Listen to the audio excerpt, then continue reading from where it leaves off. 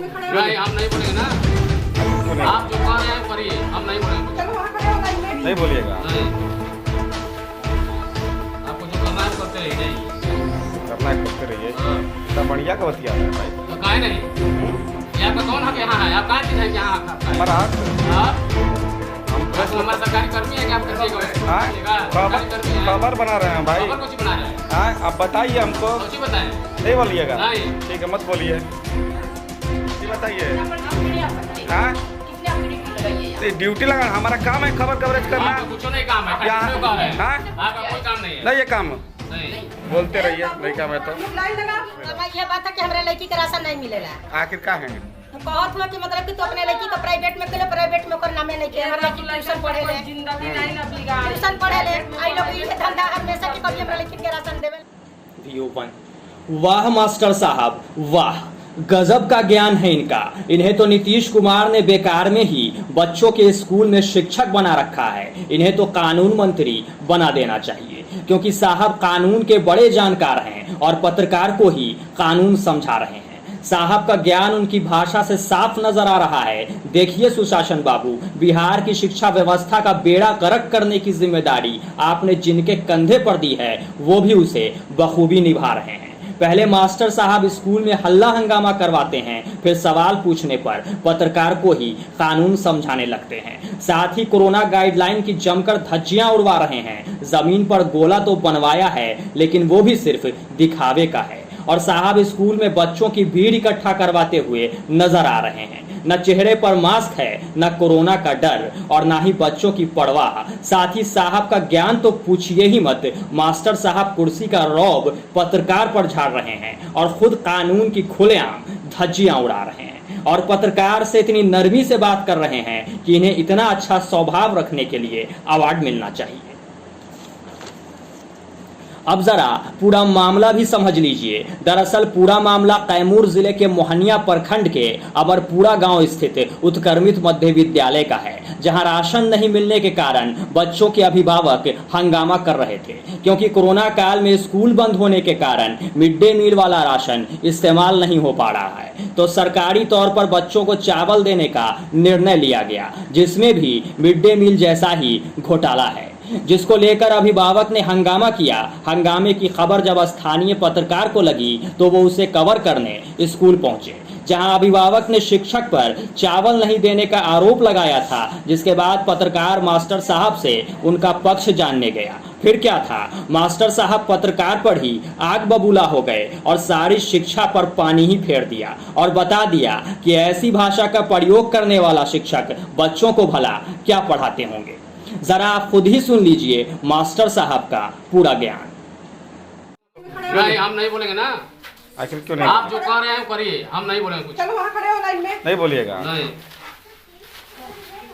आपको जो करना है करते रहिए। जाइए, जो करना है करते रहिए। हाँ। इतना बढ़िया का बतिया रहे हैं भाई। तो काहे नहीं?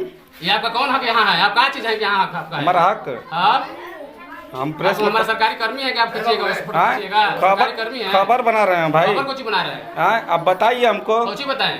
नहीं बोलिएगा। नहीं। ठीक है, मत बोलिए।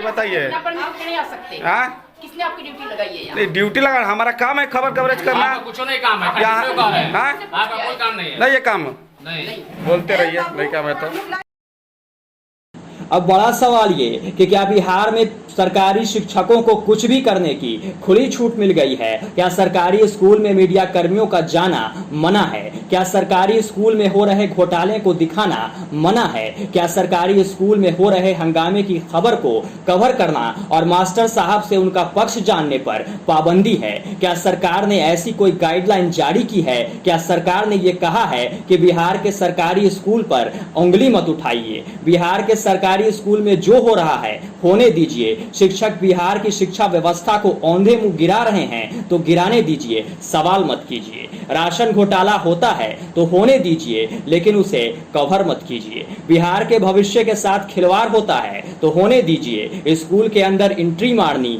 बैन। बिहार के भविष्य के साथ खिलवाड़ होता है तो होने दीजिए, स्कूल के अंदर एंट्री मारने की गलती मत कीजिएगा।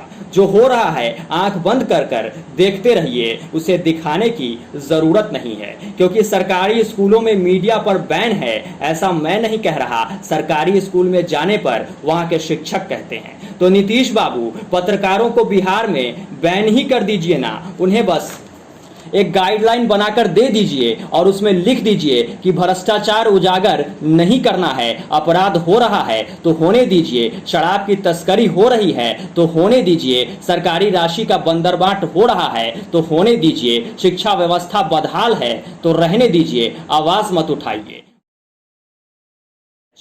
बस सरकार का गुणगान करते रहिए तो पत्रकार भी पत्रकारिता छोड़कर आपके गुणगान में लगे रहेंगे। शायद पत्रकारिता के कॉलेजों को ही बंद करवा दीजिए, क्योंकि महंगी फीस खर्च कर जब चाटुकार ही बनना है तो फिर पत्रकारिता की पढ़ाई के दौरान उस शपथ का कोई मतलब रह ही नहीं जाता है। न बच्चे पढ़ेंगे और ना ही उन्हें अपमान सहना पड़ेगा और ना ही उनकी जान इतनी सस्ती होगी। वैसे इस मामले में बड़े साहब ने कार्रवाई की बात कही है, अब देखना है कार्रवाई होती है या नहीं। ठीक है, आपने बताया, इसकी हम तुरंत जांच करवाएंगे। अभी बीओ से हमने बात भी किया है, उसको जांच के लिए आदेश भी दिया है।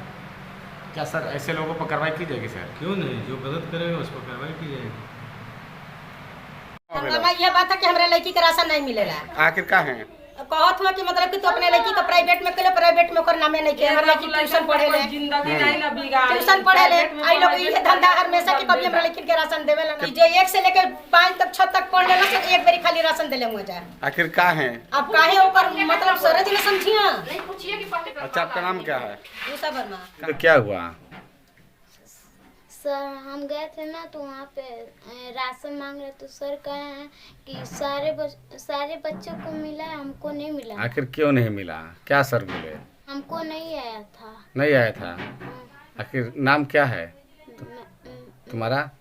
मेरा नाम है विंध्या कुमारी। कौन से मास्टर का है? मास्टर का नाम जानती हो? हाँ, क्या नाम है मास्टर का? संजय। संजय। क्या बोल? पैसा भी नहीं गया था, सारे बच्चों का आया था, मेरा नहीं आया था।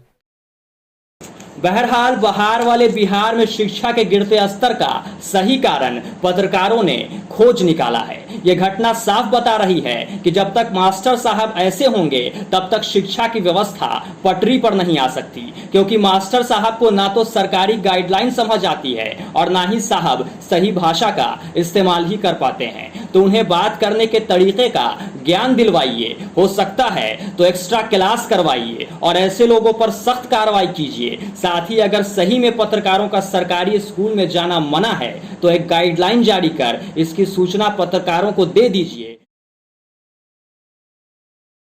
फिर वो भी फालतू में अपना समय बर्बाद नहीं करेंगे, बिहार की डूबती शिक्षा व्यवस्था पर सवाल नहीं करेंगे और ना ही सरकारी स्कूल में हो रही भ्रष्टाचारों की तस्वीर ही दिखाकर अपना समय बर्बाद करेंगे। Bureau report, Bihar live 24। आपने अभी तक हमारा चैनल सब्सक्राइब नहीं किया तो अभी सब्सक्राइब